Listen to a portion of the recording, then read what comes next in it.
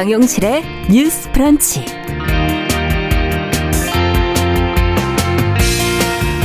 안녕하십니까, 정용실입니다. 미국 정부가 우리나라를 포함한 해외 미군 기지에 아프가니스탄 피난민을 수용하는 방안을 검토 중이라는 보도가 나와서 관심을 끌고 있지요. 이에 대해서 우리 정치권에서는 신중한 가운데 정당별로 조금씩 온도차를 드러내고 있는데요. 자, 아프간 피난민 수용과 관련해 어떤 점들을 고려해야 할지 같이 한번 생각해 보겠습니다.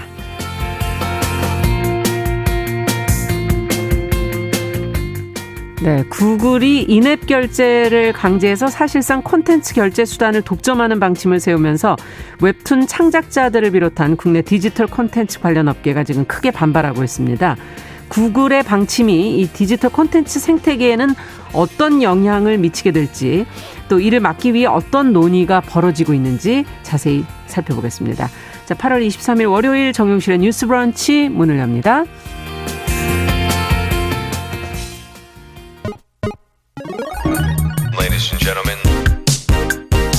새로운 시각으로 세상을 봅니다. 정용실의 뉴스 브런치 뉴스픽. 네, 정용실의 뉴스 브런치 오늘도 많은 분들이 들어와 주셨습니다. 유튜브로 한 550분 정도 들어오셨어요.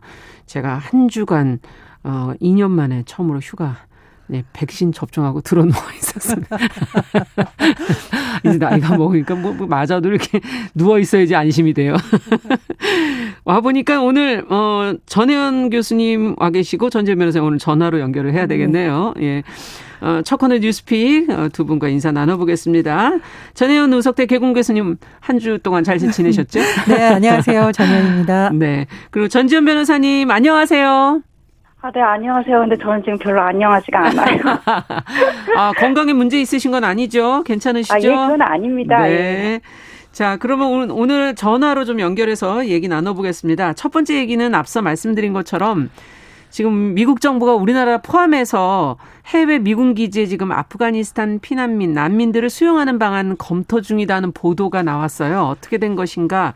지금 여야 정치권에서도 반응들이 나오고 있는데 먼저 전혜연 교수께서 정리해 주시면 같이 한번 고민해 보겠습니다. 예, 제가 이 월스트리트 저널의 보도 내용을 조금 요약을 해드릴 필요가 있는데 네. 이게 딱 너무 요약부만 나오니까 많은 분들이 우리나라의 미군 기지만 검토하는 것을 잘못 알고 계시는 분들이 많은데 그건 아닙니다. 지금 아프가니스탄에서 대규모 탈출 상황이 진행이 되고 있는데 그렇죠. 카타르나 바레인이나 독일에 있는 미군 기지가 지금 과밀 상태라고 합니다. 그렇다 보니 미국에서 국방부를 중심으로 미국 내에서의 기지라던가 그 외에 미군 기지가 있는 곳을 같이 검토하고 있다는 건데요.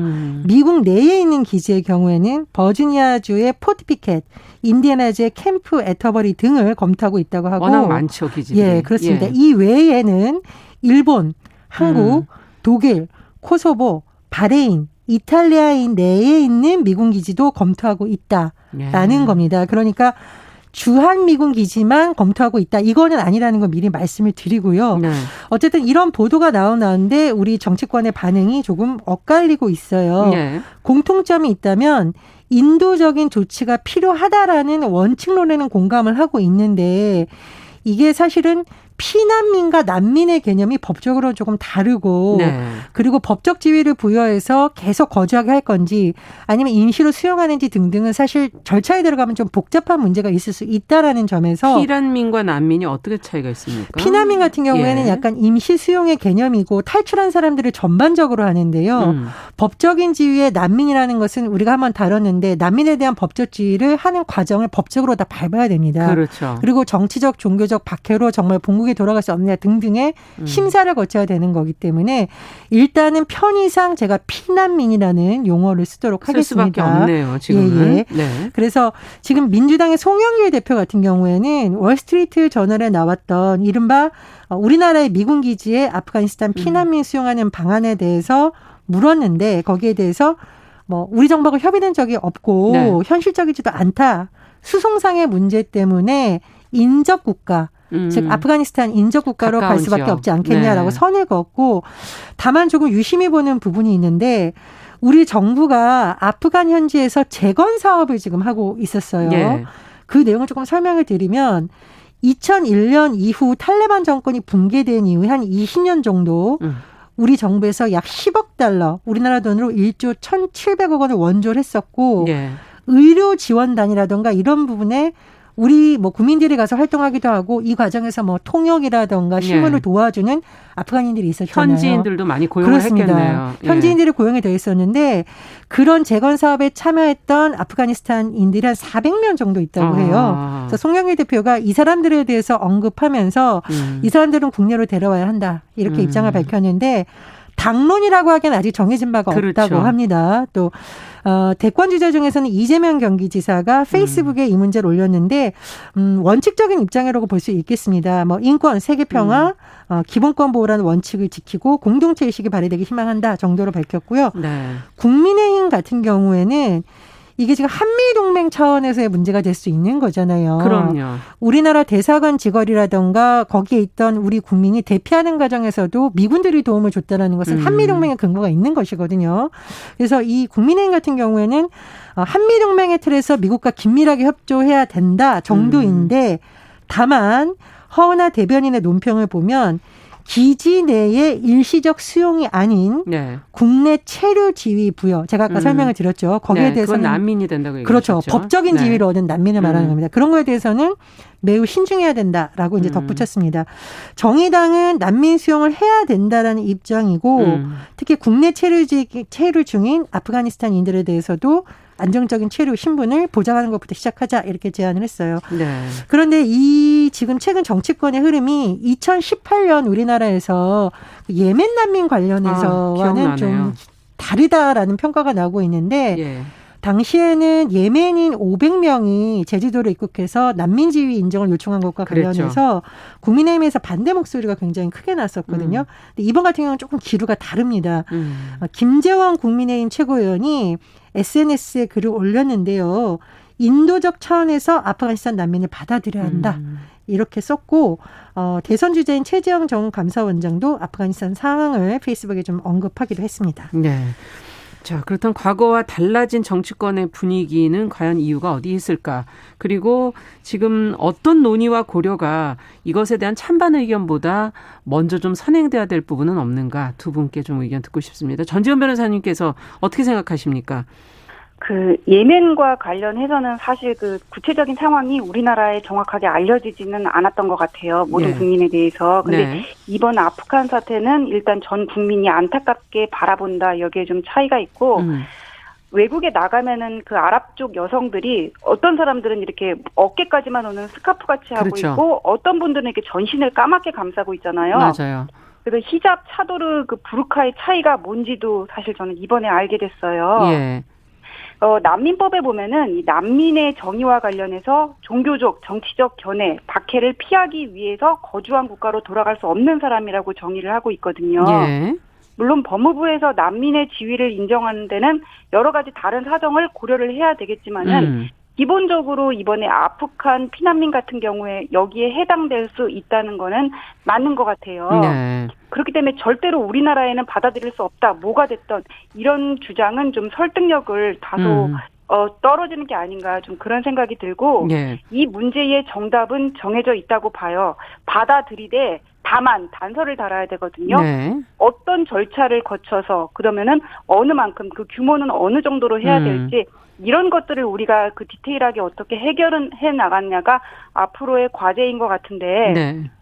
일단 주한 미군 기지에 그 아프간 피난민들을 수용을 하는 거는 그분들이 주한 미군 기지에 이번에 도착을 한다고 하더라도 예. 그거는 그냥 임시 수용이지 당장의 공포를 피하기 위한 거지 결국은 우리나라에서 같이 생활할 수밖에 없는 살아갈 수밖에 없는 그런 봉착한 문제가 있기 때문에 네. 이거는 미국 당국이 혼자서 결정할 수 있는 거는 아니고 우리 정부랑 당연히 협상을 그렇죠. 해야 되는 문제예요. 네. 그러니까 미국에서 어떤 원칙론적인 입장을 통해 가지고는 뭐 미군 기지에 이렇게 분산 수용하겠다고 하더라도 결국 우리나라 정부가 협상을 해야 되고 이것들이 국민들의 입장에서 설득력을 가져야 되는 거고요. 예. 앞으로 이런 협상의 그런 조항들을 어떻게 나가야 되는지는 이제 정부의 몫이고 그 다음에는 이제 여론이 중요한데 예. 다행히 이번에 이제 아프간 같은 경우에는 전 국민들이 안타깝게 바라보고 있기 때문에 전반적인 여론이 그렇게 부정적이지는 않은 것 같아요. 네. 정부가 이런 협상을 하는 데 있어서는 법적인 문제, 행정 편의적인 문제 외에 특히 인근 주민의 여론들을 고려를 해봐야 된다. 그럴 것이고 네. 그럼 이 규모를 어떻게 어느 정도 선에서 우리나라 재건 사업에 협조한 사람만 할 것인지 아니면 일반적인 아프간 약자들도 수용을 할 것인지 네. 이런 이런 문제와 관련해서는 왜 정답을 모르겠으면 외국의 입법내 우리가 많이 찾아본단 그렇죠. 말이에요. 예. 이거는 국제사회의 흐름이 전반적인 기류가 어떻게 돼가는지를 좀 볼 필요가 있을 것 같아요. 예. 만약에 아프간 피난민들을 수용을 해야 된다면은 우리나라뿐만 아니라 그 인근 국가 아니면 유럽이라든지 미주 다른 나라들이 모두 이제 당면한 문제가 될 텐데 네. 어디까지 받아들일지에 대해서는 그 국제적인 국제적인 그 분위기라든지 협의를 통해 가지고는 앞으로 정해 나가야 된다 이런 생각입니다. 네. 자, 그러면 어떻게 보십니까? 이 난민 문제가 최근에 일부 국가들은 장벽까지 치면서 못 들어오게 하는 상황이거든요. 네. 예, 뭐 그리스나 터키 지금 이번에 장벽을 지금 만들고 있죠. 국경에 장벽을 설치한다는 보도를 봤었는데 이게 지금 코로나19 상황으로 우리도 어려운데 이렇게 가면은 할 수 있는 방안이 없습니다. 그렇죠. 그래서 사실 저는 이제 유엔의 역할이 되게 중요하다고 보고 유엔 난민기구에서 적극적으로 역할을 해서 국제사회 차원의 큰 논의가 이루어져야지 이게 뭐 각 나라의 판단에 맡기거나 뭐 동맹관계라든가 따지기 시작하면은 답이 나오기 굉장히 어렵다고 그렇죠. 봅니다. 예. 그리고 유럽 같은 경우에도 일부 국가에서 난민 정책에 굉장히 예민한 것이 당장 그 주요 정치인들에 대해서 일부 혐오 여론이 같이 확산되기 때문이거든요. 예. 그래서 유엔 난민기구를 비롯한 유엔의 역할이 중요하다고 보고 우리 정부만 따로 보자면 말씀해 주셨듯이 지금 이미 인터넷 언론이라든가 인터넷에서 일부에서 예멘 난민 당시 사태처럼 이 난민들에 대한 혐오 논란이 또 번지고 있다고 해요. 그래서 이런 면을 좀 면밀히 보면서 뭐 인권법이라든가 국제사회 우리가 난민에 했었던 법이라든가 협상이라든가 좀 면밀히 봐야 된다고 보고요. 저는 조금 예전과 다른 지점이 그래도 국민의힘이라든가 야당 정치권에서 뭐 한미동맹이라든가 인도적 차원에서 여러 가지 문제에서 난민 수용에 대해 긍정적인 또 반응을 내보이는 것은 과거보다는 그래도 이 문제에 대해서 우리 국민들의 여론이 좀 더 달라졌다. 이렇게 평가를 합니다. 네. 자, 또 덧붙여서 더 얘기해 주실 게 있으신지요, 전지현 변호사? 그 정치권에서 신중하게 해야 된다, 협의를 해봐야 된다 이런 거는 결국 눈치 보겠다는 얘기거든요. 예. 정치권에서는 옳고 그름을 얘기를 하는 게 아니라 아마 대선을 앞두고 최대한 스크래치가 덜 갈 수 있는 방법을 택할 건데 그렇죠. 지금 다행히 여론이 아프간 난민에 대해서 우호적인 거는 그래도 긍정적이다 이렇게 볼 수가 있어요. 네. 그러니까 일각에서는 20년 미군이 주둔해 있음에도 불구하고 이 같은 사태가 벌어진 거는 아프간 정부의 어떤 의지 문제로 보는 시각도 있는데 정부의 무능과 국민 개개인의 안위하고는 다른 평면의 문제라고 생각을 하거든요. 예. 우리가 그거를 여기에 결부시킬 수는 없고 왜 영화 국제시장 다 보셨을 거예요. 근데 흥남보도에서 철수를 할 때 그 장면을 한번 떠올려 보시라고요. 이거 과거의 우리 모습이기 때문에 이 문제에 대해서는 우리가 좀 더 전향적으로 받아들여야 될 필요가 있다 이렇게 생각이 들고 우리나라 국민 의식이라는 것도 이제 본편적인 인권이라든지 생명, 감수성 이런 것들이 다 이제 많이 예전하고 다르게 달라졌기 때문에 이 문제를 충분히 자체 여론으로 해결할 수 있다 그렇게 봅니다. 네, 두 분 다 긍정적으로 보시는데 또 유럽의 상황을 보면은 그것이 장기적으로 갔을 때 국민과의 갈등 뭐 이런 부분도 고민해야 될 부분이 있을 것 같고요. 앞서 얘기해 주신 난민으로 제대로 된 지위를 얻게 되는 그 법적인 과정이라든지 절차라든지 이런 것들도 남아있는 숙제가 아닐까. 끝으로 좀 덧붙여 주신다면 어떤 얘기예요? 제가 옛날에 공익 변호를 하는 그 변호사분들을 보고 굉장히 감동을 받았었는데 난민들을 전문적으로 지원을 하는 분들이 있더라고요. 그리고 우리나라의 시민사회나 이런 경우에도 지금 이제 외국어를 좀 할 수 있는 인력을 충원을 해서 그런 곳곳에 많이 네트워크가 활용되어 있습니다. 그렇기 때문에 최근 시민사회 단체에서도 기자회견을 하고 이 난민 문제에 대해서 우리가 좀 전향적으로 해야 된다는 입장을 내고 있거든요. 그래서 관 주도도 중요하고 이런 부분에서 실무를 했던 뭐 여러 민간의 네트워크도 같이 활용을 한다면 더 좋지 않을까 그런 생각이 듭니다. 네, 저도 앞으로 공익변호 하겠습니다. 네, 많이 활동해 주시기 바랍니다. 자, 그러면 두 번째 뉴스로 좀 가보도록 하죠. 서울시가 지금 시내버스 현금 승차를 폐지하겠다 지금 그런 보도가 나왔는데 이건 이유가 과연 무엇인지 언제부터 어떻게 된다는 건지 알아야 또 대비를 하실 수가 있을 것 같고요. 이 안에서 문제는 혹시 없는지 좀 살펴봐야겠습니다. 전지현 변호사께서 좀 정리해 주시죠. 아예 두 분은 최근에 이제 버스를 탈 때 현금 낸 적 있으세요? 없으시죠? 없죠, 뭐. 예. 거의 없습니다. 저도 이제 초등학교 때 막 70원 낼 때 그때 이제 중고등학교 때는 회수권 내고 대학교 가서는 거의 이제 지하철을 타고 다녔고 거의 요즘은 현금을 낸 적이 없는 것 같아요. 그러니까 네. 우리 3명 중에서도 그렇기 때문에 전 국민적으로 볼 때도 버스 탈 때 현금으로 내는 사람이 별로 없어요. 이게 2010년에는 전체 버스 이용객 중에 현금 결제를 하는 사람이 5%였는데 네. 19년에는 1%였고 2년 전에는 이제 1%도 안 됐어요. 0.8%밖에 안 됐거든요. 네. 그러다 보니까는 이 현금 수익금을 관리하는 데 들어가는 비용이 한 수십억 정도 된다고 하는데 예. 0.8%의 이용객을 위해서 이거를 관리하는 게 부담이 된 겁니다. 그뿐만 아니라 코로나 때에 이게 잔돈을 내주려면은 버스 운전사 분들이 이제 단말기에 손을 대야 되는 거잖아요. 그렇죠. 예. 예, 그다음에 뭐 건네주거나 그 돈을 받거나 할 때 수거하는 과정에서 또 이제 코로나 감염의 우려가 생기게 되는 문제도 있고 예. 또 잔돈을 챙겨주고 이렇다 보면은 막 이렇게 밀려드는 바쁜 시간에 특히 러시아어 때 기사님들의 힘드시죠? 정신이 분산될 수가 있단 네. 말이에요. 그래서 여러 가지 문제 때문에 이렇게 현금으로 이용하는 사람 없으면은 이제 이거를 그만둬도 되지 않겠냐. 그냥 전부 카드 결제로만 되게 하는 게 되지 않겠냐 이런 얘기가 나왔고 네. 당장 이렇게 실행을 해버리면은 분명히 불편한 사람들이 있을 거란 말이에요. 그렇죠.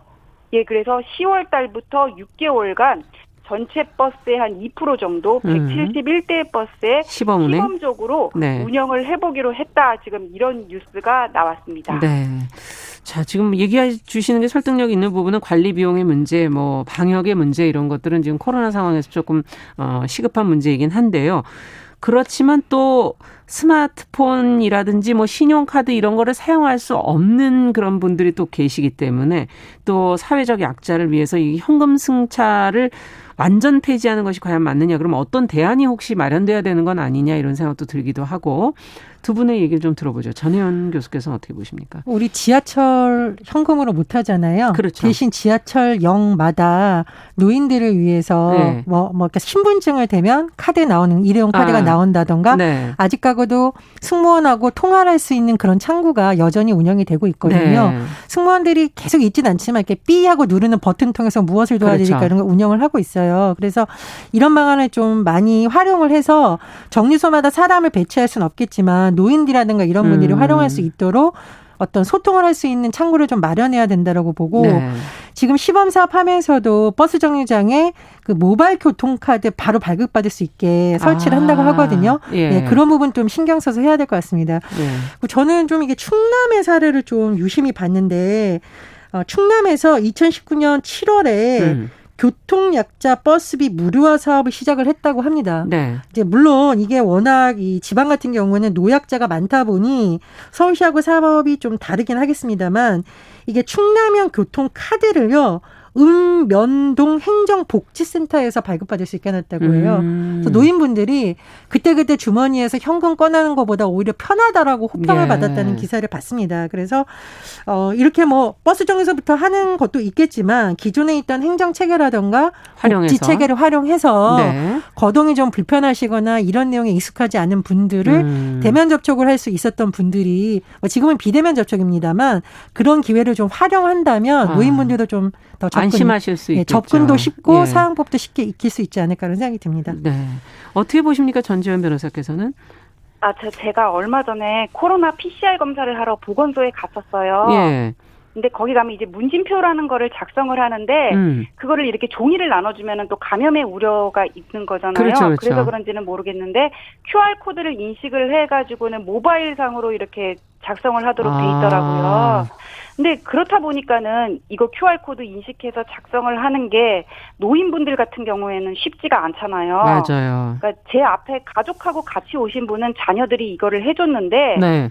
혼자 오신 분들은 당황해하고 거기 직원들이 가서 도와주는 거를 봤어요. 근데 이게 직원 인력에도 한계가 있는데 사람들이 막 몰려드는 시간에는 일일이 그렇게 편의를 봐주기가 어렵지 않을까 그렇게 해가지고는 QR코드 인식하는 게 위생면에서 효율성 면에서 간단할 수는 있지만은 지금 뭐 검사를 받으러 내가 접촉을 했다 그래서 검사를 받으러 가면 사람들이 바짝 긴장해 있을 텐데 그렇죠. 거기다가 노인분들 같은 경우는 이거 쉽지 않겠다 제가 그런 생각을 했거든요. 그러니까 이번에 이 버스 같은 경우에도 뭐냐면은 지하철은 아까 정 교수님이 말씀하셨던 것처럼 네. 언제든지 내가 소화기를 들어가지고는 영무원을 불러서 도움을 청할 수가 있어요. 네. 근데 버스 정류장은 그런 게 아니거든요. 그다음에 지금 뭐 기사를 보니까는 그 현장에서 즉시 발급받을 수 있는 뭐 모바일 교통카드제를 만든다 그렇게 얘기를 하는데 이것도 또 QR코드를 인식을 해야 된단 말이에요. 네. 근데 이게 그러니까 좀 스마트폰 기기 사용에 능하고 휴대폰이 있는 사람이 아니면은 쉽게 적응하기가 어렵다 그런 문제가 들어요. 네. 그래서 시범 운영을 하면서 이게 정말 시행하기가 불가능한 제도인지 그런 것도 알아봐야 되겠지만은 아까 뭐 복지센터 그런 말씀 하신 것처럼 예. 이게 정부에서 뭐 어떤 1인 가구라든지 혼자서 거동을 할 때 좀 이런 불편함이 것들을 있는 이용하기 어려운 분들이라든지. 사람들을 예. 파악을 해가지고는 뭐 미리 이렇게 선납을 해주고 나중에 환수를 한다든지 예. 또 그런 방법들을 이용을 해야지 지금처럼 QR코드 인식하고 뭐 그다음에 해가지고는 뭐 카드로만 써 이런 거 가지고는 분명히 누군가의 거동을 제한하는 문제가 생길 수 있다 그런 생각이 들기 때문에 네. 시범 운영을 해보고 좀 면밀하게 결정을 해야 될 것 같아요. 네, 뭔가 조금 문제가 생길 수 있는 부분이 있다라는 부분은 두 분이 공감하시는 부분인 것 같습니다. 끝으로 더 하실 말씀 있으신가요? 지금 보니까요. 승하차 구역에 미끄럼 방지 시설을 해달라는 민원이 노인분들이 많이 한다고 해요. 비 오거나 눈 비 왔을 때 제가 네. 아는 분도 넘어져서 갈비뼈가 맞아요. 부러진 분이 있습니다. 그래서 효율성 굉장히 중요한데 어쨌든 이런 새로운 제도를 통해서 예산이 절감이 된다면 모든 것은 아니더라도 일부분은 다시 사회적 약자들을 위해서 환원을 한다면 또 많은 호응을 얻을 수 있지 않을까 그런 생각이 듭니다. 네. 자, 오늘 두 분 말씀 여기까지 듣겠습니다. 말씀 잘 들었습니다. 감사합니다. 감사합니다. 감사합니다. 네, 뉴스픽 전지현 변호사, 전혜영 교수 두 분과 함께했습니다. 자, 정용실의 뉴스 브런치 듣고 계신 지금 시각 10시 27분이고요. 라디오 정보센터 뉴스 듣고 오죠.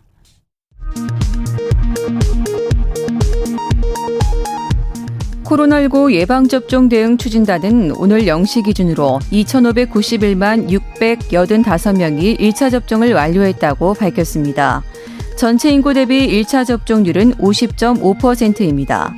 2차 접종까지는 1,156만 5,121명이 완료해 인구 대비 접종률은 22.5%로 나타나고 있습니다. 8월 들어 20일까지 수출 금액이 지난해 같은 기간보다 약 41% 증가했습니다. 충북경찰청은 음식물 쓰레기통에 자신이 출산한 아기를 유기한 A씨에 대해 구속영장을 신청했다고 밝혔습니다. 소방당국은 쓰레기통 안에서 고양이 울음소리가 들린다는 시민신고를 받고 현장에 출동해 아이를 구조했습니다. 미국에서 코로나19 백신의 효능을 경시하거나 백신에 반대하던 보수 성향의 방송 진행자들이 잇따라 코로나19에 감염돼 사망하고 있습니다. 지금까지 정보센터 뉴스 정한나였습니다.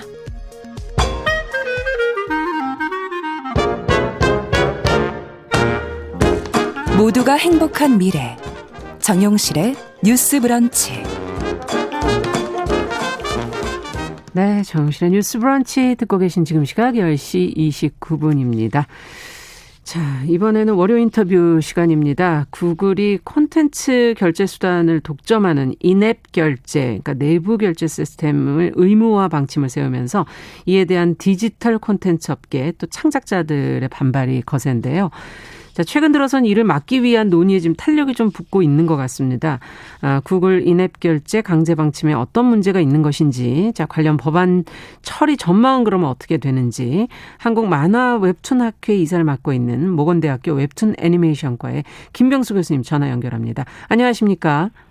네, 안녕하십니까? 네.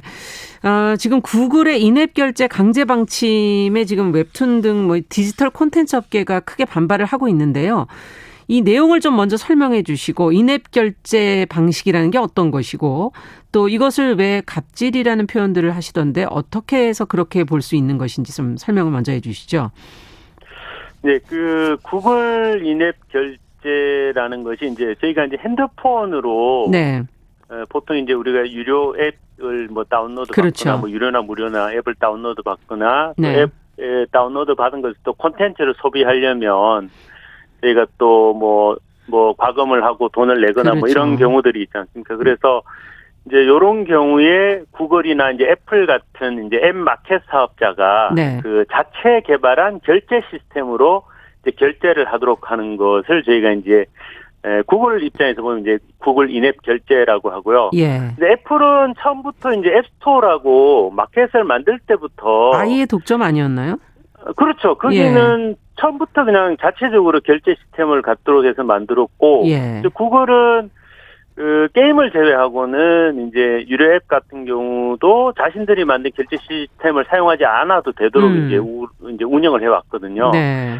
그래서 이제 구글이 이제 애플의 앱스토어보다 1년 정도 좀 늦게 이제 안드로이드 마켓이란 것을 지금은 이제 그게 이제 구글 플레이가 돼 있는데 그쵸. 이제 초창기 안드로이드 마켓이라는 걸 만들어 놓고 또 후벌주자다 보니까 예. 아무래도 사업자들, 뭐 이제 앱 개발자들 많이 좀 모집하려면 이제 말 그대로 이제 공짜로 이제 한 거죠. 네. 그러다가 나중에 이제 점유율이 한 60%가 좀 넘고 또 독점적인 지위가 구축이 되니까 유료화하려고. 이제 와서 이제 유료화 말 그대로 이제 그래서 업계가 이제 엄청 반발하는 거죠. 그래서 그렇군요. 이제 이걸 가지고 지금 갑질이라고 이제 부르고 갑자기 뭐 30%니 뭐 15%니 이렇게 수수료를 내라고 하니까 예. 이제 업체에서 상당히 좀 타격을 이제 입고 있는 상황입니다. 네. 지금 이렇게 결제 수단이 어쨌든 독점화되면서 수수료율도 뭐 15% 30% 이렇게 얘기를 해 주시는데 이렇게 올리면은 디지털 콘텐츠 생태계는 영향을 받겠어요. 어떻게 변화될까요? 그렇게 되면.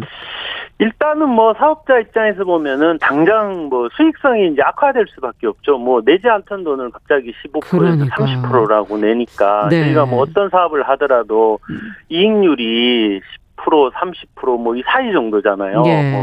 뭐 그러다 보니까 상당한 지금 타격이 있는데 이제 아무래도 이 사업자들이 본인들이 손해를 보기가 좀 뭐 어려우니까 아무래도 이제 소비자라든지 또 콘텐츠를 창작하는 창작자에게 뭐 원고료를 좀 뭐 낮춰서 준다든지 하는 그런 식으로 해서 이제 떠넘기기를 할 것이다. 떠넘기기를 하죠. 그러면 이제 소비자들한테 아무래도 이제 좀 그 전가가 될 것이고 또 창작자들은 창작자들대로 비용을 적게 받으니까 또 뭐 의욕이 꺾일 수밖에 없고 아무튼 뭐 전반적으로 이제 시장이 축소가 되고 경쟁력이 약화될 수밖에 없는데요. 우리 만화 웹툰 같은 경우는 지금 현재 웹툰 하나만 놓고 보면 지금 세계 1위를 달성하고 있고, 그렇죠. 이제 막 이제 해외 시장을 개척하고 시장이 진출하기 시작했는데. 상당히 좀 위축이 될 수밖에 없고요. 이제 이게 독자나 작가들한테 모두 피해가 돌아가는 뭐 그런 상황이라고 봐야 됩니다. 이게 특히 웹툰하고 연결되는 이유는 어디 있나요? 어떤 앱들을 많이 사용하는 건가요? 예, 뭐 현재 여러분들 보시면 네이버라든가 카카오라든가 대부분 이제 만화나 웹툰 앱을 다 다운로드 받아 사용을 해야 되고요. 또 대부분의 유료 웹툰 플랫폼들도 구글 플레이를 통해서 이제 앱을 다운로드 받아서 뭐 미리 보기라든가 다시 보기라든가 아니면 기다리면 무료 같은 그런 이제 유료 결제를 해야 되기 때문에 뭐 30%나 15%의 수수료가 부과되면 당연히 뭐 수익이 거의 없다고 봐도 독자들한테 실익이 없다고 봐요. 그렇군요. 네. 근데 구글 쪽에서는 지금 이제 앱 마켓을 기반으로 한 시장이 이제 생긴 거 아니냐. 그러니까 인앱 결제 의무화를 해서 마켓의 운영비를 분담해야 된다. 뭐 지금 그렇게 주장을 하고 있는데 그렇게 보더라도 이 수수료율은 다른 수수료들과 비교해 본다고 해도 적은 것은 아니다. 이런 지적들도 있거든요. 예. 그래서 사실 저 이 부분에 대해서 제가 진짜 할 말이 많은데, 그럼 처음부터 마켓 운영비를 부담을 뭐 같이 하던지 시키겠다. 그럼 10년 후에는 우리가 비용을 받겠습니다라든가 이렇게 해서 미리 고지하든지 업체도 미리 준비를 좀 할 수 있게끔 하거나 했어야 되는데 갑자기 이런 정책을 이제 들고 나오니까 뭐 당연히 반발을 하고 본인들이 필요할 때는 무료 정책을 쓰다가 이제는 독점적 지휘자가 되니까 돈을 내라고 한다는 것에 대해서 상당히 지금 뭐 불만들이 이제 가질 수밖에 없는 거고요. 근데 또 구글 전체 사업에서 이 구글 인앱 결제가 뭐 제가 살펴본 바에 따르면 기타로 뭐 분류될 정도로 사실 매출이나 이런 부분들이 상당히 미비하다고 하는데 던지는 입장에서는 중요하지 않을지 몰라도 뭐 돌을 맞는 개구리 입장에서는 말 그대로 이제 생사가 걸린 문제가 돼버리는 거죠. 그렇죠. 자, 그렇다면은 뭐 지금 앞서도 애플 얘기도 잠깐 해주셨는데 애플은 뭐 처음부터 그렇게 하고 있고 구글 문제가 최근에 더 부각되는 건 애플은 시작부터 그렇게 했지만 구글은 변화를 했기 때문에 더 지금 특히 갑자기 미리 준비 없이 통보를 한 것이나 다름없기 때문에 문제다. 방식은 어떻습니까? 둘 애플과 구글은 다른 점이 뭐 있나요? 아주 쉽게 저희가 알 수 있는데요. 이제 애플은 여러분 아시겠지만 이제 아이폰이라고 하는 단일 기종에 iOS라고 하는 또 단일된 운영 체계의 앱스토어라고 하는 단일된 마켓을 가지고 있어서요. 핸드폰을 만들고 또 운영을 하고 마켓을 하는 게 그냥 애플이라고 하는 하나의 기업으로 수렴이 돼 있습니다. 그래서 이제 좀 폐쇄적인 본인들만의 시장을 이제 갖고 있는 거죠. 그렇죠. 쓰는 분들만 쓰시죠. 또 사실. 그렇죠.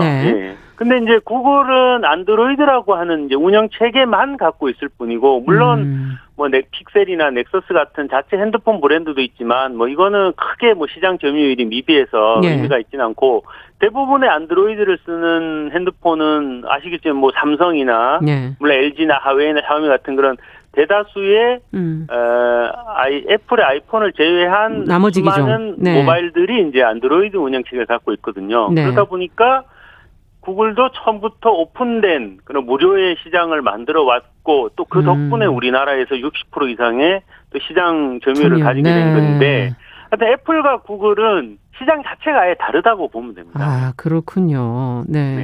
자, 지금 국회에서 이 인앱 결제를 강제하지 못하게 하는 뭐 구글 갑질 방지법이 논의가 되고 있다, 지금 이렇게 보도가 나오고 있고, 법 개정안 통과와 관련해서는 또 공정거래위원회 쪽에서는 중복 규제가 될 수 있다는 그런 우려의 목소리도 있고요. 이 부분에 대해서, 법적인 부분에 대해서는 어떻게 보십니까, 지금?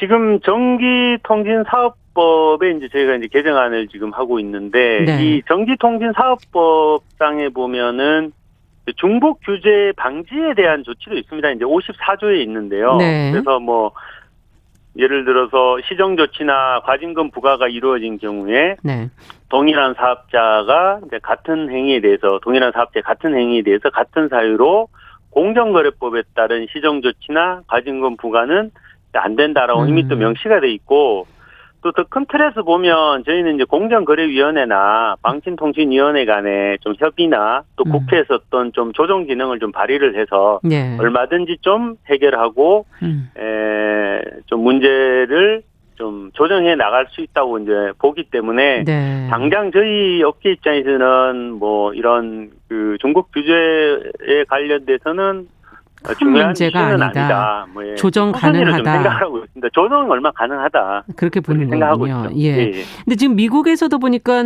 그 법안이 발의가 됐더라고요.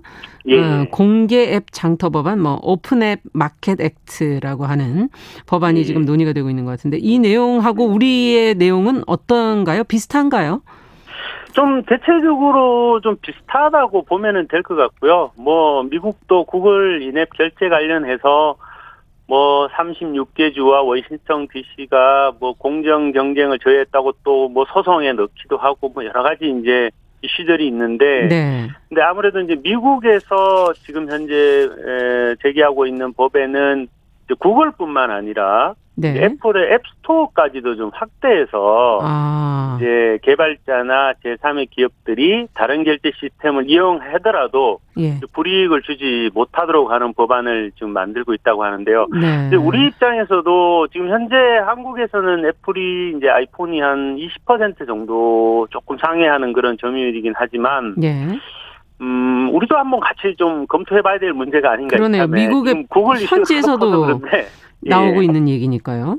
맞습니다. 저희도 같이 한번 고민해봐야 될 문제인 것 같습니다. 네, 그렇군요.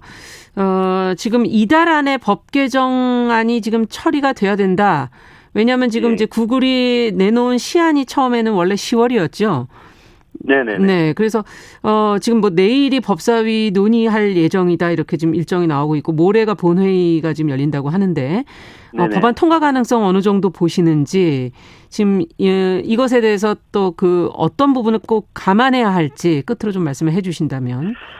일단은 그 지난주에 뭐 저희가 한국 뭐 웹툰 산업협회나 뭐 저희 이제 학회나 또 관련된 뭐 단체들 한 7개 단체에서 뭐 성명서도 발표하고 저희가 이제 온라인 그 토론회도 가졌는데요. 예. 또 그 자리에서 뭐 민주당이나 뭐 국민의힘 그 양당 원내대표도 뭐 앞뒤로 해서 이제 만나서 뭐 긍정적인 답변을 받기는 했는데 네. 뭐 실제 또 이게 통과될지 안 될지는 또 지켜봐야 될 문제인데요. 예, 저희가 그 뭐 구글도 입장을 조금 뭐 후퇴하는 그런 입장을 내놓기도 했는데 아마 구글이라는 회사가 뭐 미국 또 회사기도 하고 그렇죠.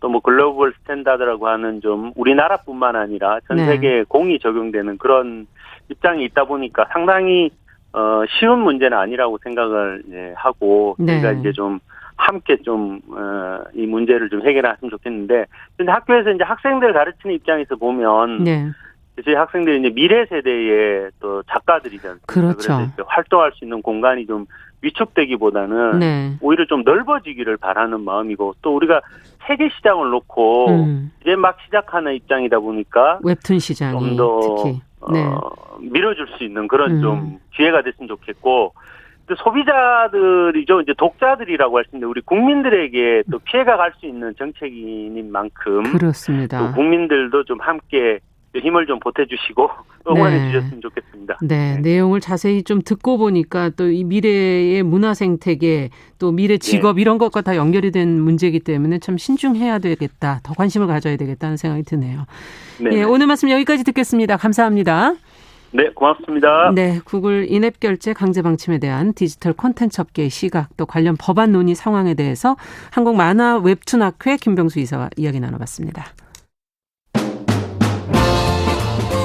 여러분은 지금 KBS 1라디오 정용실의 뉴스 브런치와 함께하고 계십니다.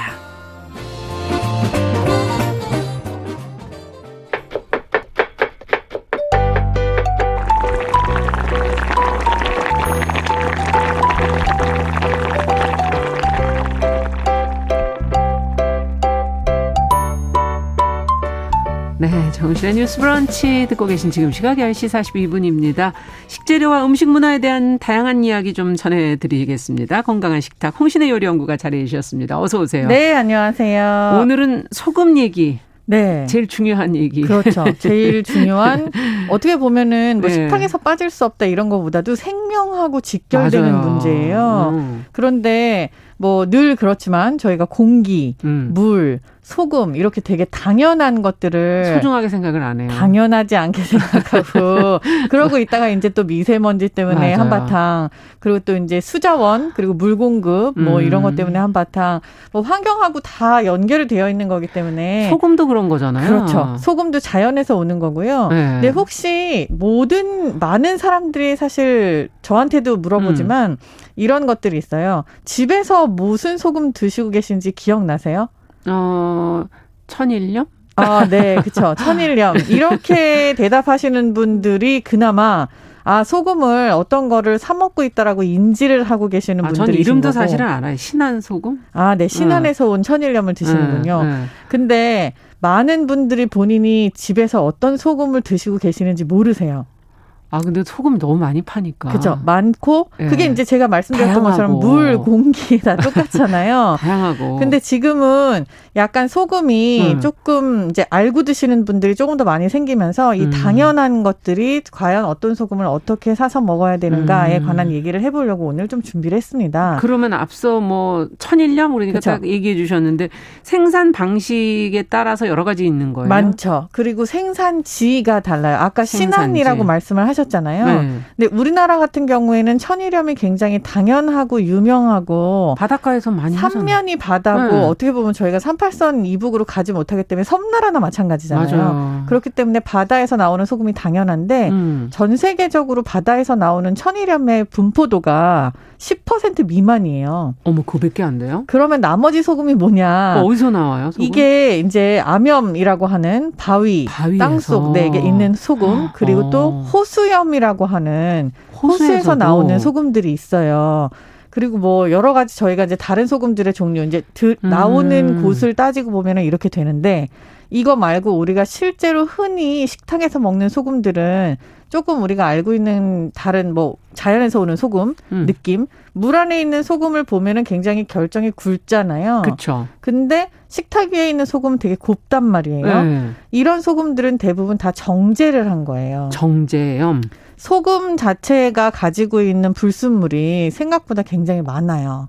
그게 미네랄 아닌가요? 그게 이제 미네랄도 그 일종이기는 하죠. 지금 정용실 아나운서님만 해도 굉장히 해박하셔서 소금이 어떠한 자원이고 무엇을 함유하고 있는지를 알고 계시기 때문에 미네랄이라는 얘기 먼저 나오는데 한동안 저희 천일염이 뭐 위생 논란 이런 것도 휩싸인 적이 있었어요. 맞아요. 하지만 그 위생 논란이라는 거는 우리가 그냥 바닷물 벌컥벌컥 마셨을 때랑 비슷한 건데 근데 그거에 대해서 우리가 이미 해결을 하고 있었거든요. 정제염이라는 형태로. 그리고 또 그 이전에 우리나라 전통 소금이라는 자염이라는 게 있어요. 자염? 그건 못 들어봤는데요. 천일염이 물론 우리나라에서 많이 생산이 될 수 있는 소금 중에 하나죠. 근데 우리가 지금 소금이라는 이미지를 떠올리면 염전을 떠올리고 그렇죠. 넓은 염전에서 이렇게 뭔가 이렇게 밀어가지고 그렇죠. 이렇게 하는 이 모습은 솔직히 말씀드리면은 일본 때문에 저희가 생기게 된 그런 소금 문화인 거고요. 원래는 저희가 이제 바닷물을 퍼다가 그거를 이제 살짝 이렇게 말렸다가 그 상태로 그걸 또 끓여요. 끓여갖고 그 남은 침전물 그걸 이제 소금으로 말려갖고 먹는 형태의 자염이 우리나라 전통 소금인 거예요. 그래서 지금도 태안 지역 같은 데 가면 자염을 생산을 하고 있고 이거를 생각보다 싼 가격에 공급을 하고 있어요. 그렇군요. 근데 이렇게 물을 끓여가지고 증발시켜갖고 얻은 소금의 장점이 뭐냐.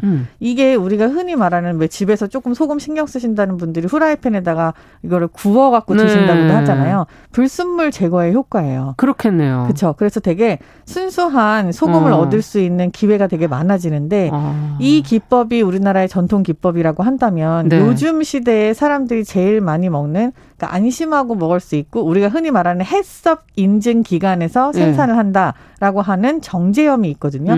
이것도 열을 가하거나 아니면 무슨 뭐 다른 기법으로 그 화학적인 기법은 사실 아니에요. 그럴 수도 있고 과학적인 기법으로 이거를 가수분해를 한다든지 해서 얻는 그런 나트륨 성분들이 있어요. 이것들을 우리가 테이블 소금이라고 하고 정제염이라고 하죠. 그렇군요. 네. 되게 많은 종류의 소금이 이렇게 있어요. 종류가 많은데 맛은 다 좀 차이가 있지 않나요? 있죠. 제가 이 얘기를 빼뜨렸는데 그 맛이 나는 소금 아까 맛을 말씀하셔가지고 맛소금이라고 하는 카테고리가 또 있잖아요. 맞아요. 근데 이 맛소금을 요즘에 많이 안 쓰게 된 이유 중에 하나는 우리가 정제염으로 얻은 거에다가 글루타민산 나트륨이라고 하는 화학 조미료로 그러니까 알려진 일종의 거. 조미료가 거기에 이렇게 덧입혀진 거죠. 소금도 조미료의 일종으로 포함이 됩니다. 왜냐하면 이 소금이 가지고 있는 성질이 감칠맛을 끌어올려주고 간을 맞춰야 단맛도 증가되고 우리가 머리에서 인식을 하잖아요, 맛을. 근데 여기에다가 글루타민산 나트륨 성분을 10% 정도 추가를 해서 한 게 맛소금이에요. 그러니까는 요즘에는 아무래도 맛내는데 따로따로 쓰시기 때문에 안 쓰시는 분들이 또 많죠. 자, 근데 핑크색 소금도 봤어요. 색깔도 다른 것도 있더라고요. 그렇죠. 이게 이제 히말라야 핑크솔트라고 이름을 부르시기도 하죠. 이게 히말라야예요. 네, 근데 히말라야 암염이에요. 그러니까 어떻게 보면 히말라야는 산이잖아요. 근데 이 산에서 나오는 핑크솔트가 유명해서 이게 약간 대명사처럼 히말라야 핑크솔트라고 붙여져 있지만 전 세계 어디를 가도 이런 색깔이나 보라색 혹은 약간 완전히 무슨 크리스탈 같이 생긴 투명 이런 색깔의 암염들이 존재를 해요. 근데 이 색깔이 왜 이렇게 핑크가 나냐? 왜 이렇게 보라가 나냐? 이게 아까 처음에 말씀하신 그 소금 안에 들어있는 그 이물질의 일종 미네랄들. 이 미네랄 종류에 따라서 시각적으로 저희가 다르게 보이는 거예요. 어떻게 보면 이게 광물질인 거잖아요. 그러네요. 우리가 흔히 뭐 쇠 먹으면은 암 걸려 이렇게 얘기하는 것처럼. 근데 이 소금 안에 들어있는 것도 어떻게 보면 광물질인 거잖아요. 맞아요. 근데 이 물질이 어떤 거냐에 따라서 시각적으로 다른 색깔을 띠고 있기 때문에 다 다른 색깔의 소금이 나오지만 실제로 우리가 흔히 알고 있는 하얀색이라고 알고 있는 소금도 어떤 거는 밀크 색깔, 우유 색깔인 것도 있고 어떤 거는 투명하고 이게 이제 클라라티 opacity라고 하지만 투명도가 약간씩 다르기 때문에 그렇죠. 색깔이 굉장히 많이 다른 거예요. 그래서 이 지역에서 나오는 소금이 너무 좋아. 이거 봐 밀크 색깔이잖아. 이런 식으로 얘기하는 게 그게 좋다 나쁘다로 따질 수 있는 게 아니라 광물질이 포함되어 있는 성분이 다르기 때문에 색깔이 다르다 이렇게 알고 계시면 됩니다. 그렇군요. 히말라야 핑크솔트가 유명한 건 그거는 왜 그래요? 많이 안 나서 그런가요? 아니요. 뭐 생산량 솔직히 꽤 되고요. 제가 아까 말씀드린 것처럼 천일염이 오히려 귀해요. 그렇기 때문에 프랑스산 계량제 천일염이라든지 이런 것들은 굉장히 비싸잖아요. 또 사해소금도 마찬가지고. 맞아요. 사해소금은 한국 소금도 상대적으로 저평가되어 있지만 우리도 굉장히 질이 좋은 천일염을 생산을 하고 있단 말이에요. 네. 그런데 히말라야 핑크솔트가 조금 더 인지도가 높고 약간 더 가격이 높은 게 이게 굉장히 색깔이 예쁘고 흔하지 않은 색깔에 대한 마케팅. 그리고 그거를 히말라야자를 붙여놓으니까 뭔가 괜찮아 보이는. 그렇죠. 굉장히 뭔가 되게 신비의 산이잖아요. 깨끗하고. 네. 이런 이미지 때문에 조금 더 가격이 높게 책정이 되어 있는 것 같아요. 네. 드셔보시고 근데 자기 입맛에 맞는 소금을 드시는 게 맞습니다. 사실 좋을 것 같은데 맛이 다르죠. 어르신들이 소금의 그 간수를 뺀다고 이런 표현을 하시잖아요. 그럼 이거는 뭐 아까 얘기해 주신 그런 정제하는 과정이라는 얘기인가요? 뭔가요? 일종의 정제하는 과정이 뺀다. 되겠죠. 간수는 뭐예요? 소금이 뭐 일단 천일염 우리 바다에서 온다라고 하면 소금물 안에 바닷물 안에 소금이 포함이 되어 있는 걸로 일단 쉽게 생각하시면 되잖아요. 그렇죠. 이게 이제 증발을 해요 수분이. 네. 그렇게 하고 남아 있는 상태에 소금을 저희가 받아서 먹잖아요. 그렇죠. 근데 이런 얘기 들어보셨죠? 3년 간수 뺀 투판염, 8년 간수 뺀 천일염 이런 거. 근데 이게 왜 이렇게 오래 걸리냐면은 결정이 있는 상태에서 수분이 나가지만, 그러니까 일종의 소금물이에요. 네. 이게 염화 마그네슘 형태, 그러니까 원래 소금이 가지고 있던 성분이 같이 빠져나오는 건데. 그 수분이 조금씩 빠지면서 소금이 조금 더 단단해지는 거거든요. 그렇겠네요. 단단해지겠네요. 근데 그 소금이 가지고 있던 수분 자체에도 염화 마그네슘이라고 제가 아까 말씀드렸잖아요. 네. 이 성분이 있어요. 이 성분 자체로 두부가 굳어지고 쇠가 부식되고 이게 그냥 소금물인 거예요. 근데 오래도록 빠져나오는 이유는 결정 상태 안에 갇혀 있던 게 조금씩 모아서 나와야 되니까 어떻게 보면은 증발 같은 그런 느낌인 거죠. 시간이 오래 걸리겠군요. 그래서 이거를 자루에다가 담아서 그냥 요즘에 이제 베란다 타일 위에 이렇게 놔두시면은 나중에 한 2년 정도 놔뒀다 보니까 밑에 타일이 다 흐물어져 있다. 이런 소금물. 얘기들도 많이 하시잖아요. 이게 이제 그냥 물이 아니라 소금 안에 들어있던 광물질이 같이 나오기 때문인 거고. 그렇군요. 그래서 간수를 빼는 방법이 있어요. 어떻게 해야 돼요, 그럼? 간수를 오래도록 빼놓은 소금을 사시면 굉장히 비싸요. 네. 그것도 사실 기술이 필요한 거라서 이제 염전에서 잘 빼는 거잖아요. 대게 가지고 오실 때 일단 소금을 사시면 자루째를 사세요. 10kg, 20kg. 근데 그 자루를 가져와서 종이 박스를 이렇게 몇 겹을 댄 다음에 밑에다가도 더 공사를 이렇게 하세요. 종이 박스를. 종이로 대라는 거죠. 네, 화분 중에 이제 그 뭐 테라코타라든지 이렇게 뭐 유약을 사용하지 않은 화분 깨진 것들 있죠. 그거를 가운데다가 이렇게 받쳐놓고 그 위에다가 소금 포대를 올려놓으시는 거예요. 그렇게 하면 이제 소금에서 나오는 간수들이 밑에서 서서히 빠지면서 그 밑으로 살짝 스며들면서 바닥이나 이런 걸 상하지 않게 하는 그런 방법이 있거든요. 그렇군요. 네, 가져오셔서 솔직히 한 1, 2년 묵혔다가 드시면 소금이 어르신들이 특히 그거를 집에다가 이렇게 그렇죠. 늘 두시고서는 맞습니다. 드시더라고요. 한 자루씩 가져오셔서. 이게 이제 정제의 일종인 거예요. 말씀하신 것처럼. 그래서 이물질이 빠지면서 소금이 조금 더 퓨어하게 맛도 그렇군요. 좋아지고 하는 거죠. 오래돼서 버리려고 그랬더니 그게 아니군요. 안 됩니다. 네. 귀한 거였군요. 그리고 소금을 간수를 잘 빼신다고 요즘에 냉장고에 넣어두시는 분들이 계세요. 네. 이제 굉장히 비싼 소금들을 많이 팔잖아요. 모든 게 우리는 이제는 밖에다 두면 상할지 모르니까. 그렇죠. 근데 소금은 아닙니다. 이거는 저장식품을 저장이 가능하게끔 하는 그런 악셀을 밟아주는 역할도 하잖아요. 그래서 소금은 반드시 실온에 두시는데 냉장고에 소금을 두시면은 이게 너무너무 좋은 냉장고 탈취제도 돼요. 어머, 그러면 그 김치 냄새 이런 게 글로 다 들어가는 거예요? 소금 안으로 그 수분을 싹 잡아주기 때문에 좋아. 약간 소량의 소금이 뭔가 오염이 됐다고,나 좀 쓸 수 없다라고 했을 땐 주머니에 담아서 냉장고에 담아두시는 것도 그것도 또 방법이거든요. 숯 넣어놓듯이 맞습니다. 네. 소금을 넣어도 된다. 네. 마트에 가보니까 그 소금이 지금 말씀해 주신 것들이 다 굵기도 다르죠. 예. 다 다르더라고요. 뭐 김장할 때 우리 물론 이제 제일 굵은 거를 이제 김장할 때 이제 쓰지만 그렇죠. 어떨 때 어떤 것을 쓰면은 적합한지. 이건 이제 종류하고도 사실 맞물리기는 하는데요. 이 굵기라는 게 요즘에는 일부러 굵기를 조정을 해서 만들기도 해요. 처음에 소금을 얻으면 저희가 이제 이거를 이제 호렴이라고 일단 칭하면 예. 이물질이 있어요. 근데 그 이물질이 있는 상태의 첫 소금을 가지고 저희 옛날에 선조들은 떡을 만들었어요. 이게 이 이물질이라고 하는 거를 되게 좋은 미네랄로 간주를 해서 예. 그렇게 해서 떡을 만들면 떡이 훨씬 더 잘 된다라는 믿음이 그렇군요. 있었거든요. 근데 네. 이 상태 말고 우리가 흔히 말하는 김치에 많이 사용하는 게 꽃소금이잖아요. 예.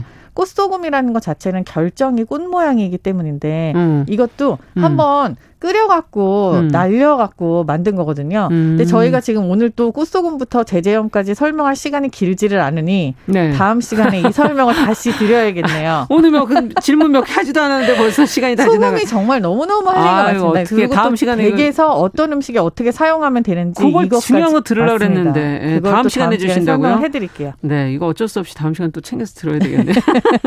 자, 건강한 식탁 소금에 관한 이야기 홍신의 여류연구가와 함께했고요. 다음 시간에도 계속 좀 이어드리겠습니다. 오늘 말씀 잘 들었습니다. 감사합니다. 정윤실의 뉴스브런치 월요일 순서 여기서 인사드리고요. 저는 내일 오전 10시 5분에 다시 찾아뵙겠습니다. 감사합니다.